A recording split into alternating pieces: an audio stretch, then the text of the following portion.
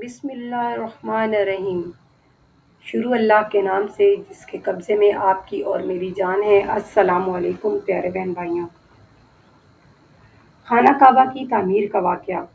پیارے بہن بھائیوں، پورا عرض پر عبادت کے لیے سب سے پہلا گھر جو بنایا گیا وہ کعبہ ہے۔ کیا آپ جانتے ہیں کہ اللہ کا گھر زمین پر کب اور کیسے تعمیر کیا گیا؟ خانہ کعبہ کے بارے میں مکمل حقائق آپ اس ویڈیو میں جان سکتے ہیں۔ آپ سے بس اتنی گزارش ہے کہ اس ویڈیو کو آخر تک ضرور دیکھیں۔ پیارے بہن بھائیوں، خانہ کعبہ کی تعمیر سب سے پہلے فرشتوں کو نصیب ہوئی۔ اس حوالے سے امام زین العابدین کا واقعہ آپ کے سامنے پیش کرتے ہیں۔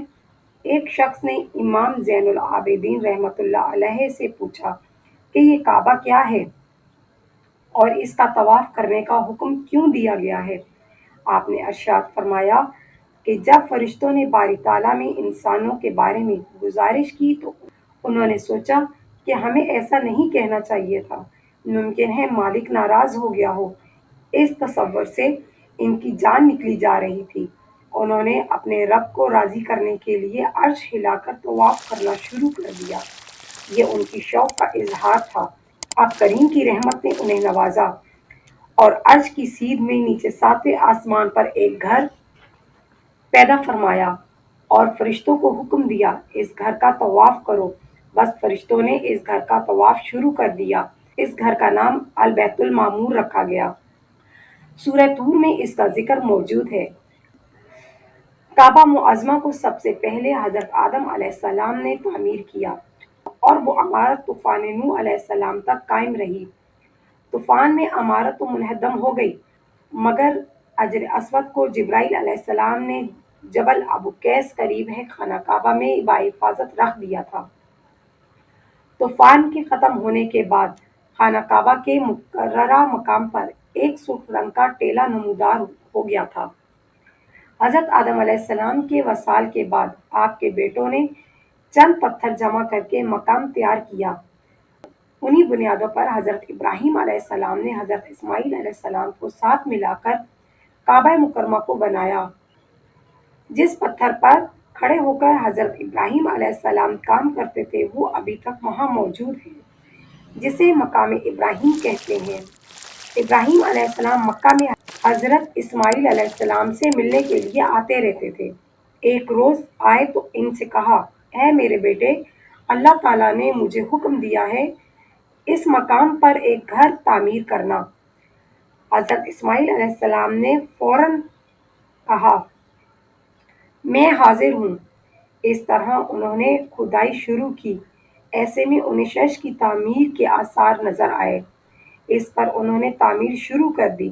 ایک روایت میں یہ بھی ہے کہ انہوں نے فرشتوں والی بنیادوں کے آثار بھی دیکھے۔ جب دیواریں انسانی قد کے برابر ہو گئیں تو اسماعیل علیہ السلام ایک پتھر لے آئے۔ اب ابراہیم علیہ السلام اس پتھر پر کھڑے ہوئے۔ وہ ننگے پاؤں تھے۔ اسی وقت پتھر پگھل گیا۔ ان کے پاؤں اس کے اندر اس قدر دھس گئے کہ پتھر پر ان کے پیروں کے نشانات آ گئے۔ اس پتھر کو آج مقام ابراہیم کہا جاتا ہے۔ حضرت ابراہیم علیہ السلام اور حضرت اسماعیل علیہ السلام کے کعبہ کی تعمیر کے کچھ عرصے بعد پہاڑی کے نالے کے پانی کی وجہ سے حضرت ابراہیم علیہ السلام کی بنائی ہوئی عمارت گر گئی، جو قبیلہ جرہم نے اسے جوں کا توں پھر سے بنایا۔ قبیلہ جرہم کی بنائی ہوئی عمارت بھی گر گئی۔ پھر قوم عملیق قبیلہ بنی عمیر نے تعمیر کیا۔ بنو عمیر کے بعد قوسیہ بن کلاب نے اسے بنایا اور غلاف سیاہ ڈالا۔ یہ عمارت نبی اکرم صلی اللہ علیہ وآلہ وسلم کی 10 سال کی عمر تک قائم رہی۔ اس وقت ایک عورت پردے کے پاس کھڑے ہوئے مقبول جلا رہی تھی کہ پردے میں آگ لگ گئی۔ تمام عمارت جل گئی۔ رسول اللہ صلی اللہ علیہ وآلہ وسلم کے مبارک دور میں آپ صلی اللہ علیہ وآلہ وسلم کی عمر 35 سال ہوئی تو کعبہ میں زبردست سیلاب آیا۔ قریش نے سیلاب سے محفوظ رہنے کے لیے ایک بند بنا رکھا تھا، مگر یہ سیلاب اس قدر زبردست تھا کہ بند توڑ کر کعبے میں داخل ہو گیا، جس کی وجہ سے کعبہ کی دیواروں میں شگاف پڑ گئے۔ اس سے پہلے یہ دیواریں آگ لگ جانے کی وجہ سے کمزور ہو چکی تھیں۔ حضرت ابراہیم علیہ السلام نے جو کعبہ کی دیواریں اٹھائی تھیں تھیں وہ 9 گز تھیں، اوپر چھت نہیں تھی۔ لوگ نذرانے کے لیے کپڑے اور خوشبوئیں اور سامان وغیرہ لاتے تھے، وہ نذرانہ کعبہ کے اندر جو کنواں تھا اس میں ڈال دیتے تھے۔ کنواں اندرونی حصے میں دائیں طرف تھا، اس کو کعبہ کا خزانہ کہا جاتا تھا۔ کعبہ کے خزانے کو ایک دفعہ ایک چور نے چرانے کی کوشش کی، چور کنویں میں ہی مر گیا۔ اس کے بعد اللہ تعالیٰ نے اس کی حفاظت کے لیے ایک سانپ کو مقرر کر دیا۔ یہ سانپ کنویں کے منڈیر پر بیٹھا رہتا تھا، کسی کو خزانے کے نزدیک نہیں آنے دیتا تھا۔ قریش بھی اس سے خوف زدہ رہتے تھے۔ اب چونکہ کعبہ کی دیواروں میں شگاف پڑ گئے تھے اور اسے اس کی تعمیر کا مسئلہ درپیش آیا، تو اللہ تعالیٰ نے ایک پرندے کو بھیجا، وہ سانپ کو اٹھا لے گیا۔ یہ دیکھ کر قریش کے لوگ بہت خوش ہوئے۔ انہوں نے نئے سرے سے کعبہ کی تعمیر کا فیصلہ کیا۔ اب انہوں نے پتھر جمع کیے، ہر قبیلے نے اپنے حصے کے پتھر جمع کیے، چندہ بھی جمع کیا گیا۔ چندے میں انہوں نے صرف پاک کمائی دی، ناپاک کمائی نہیں دی۔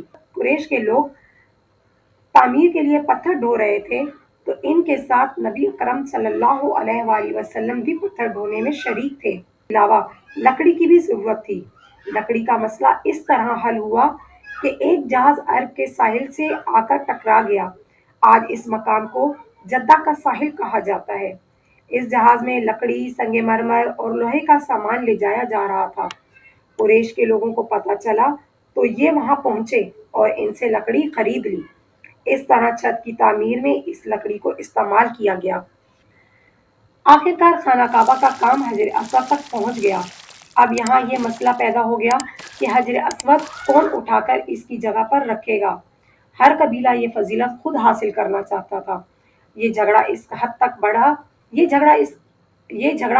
تک بڑھا کہ مکہ میں مارنے مرنے تک نوبت آ گئی۔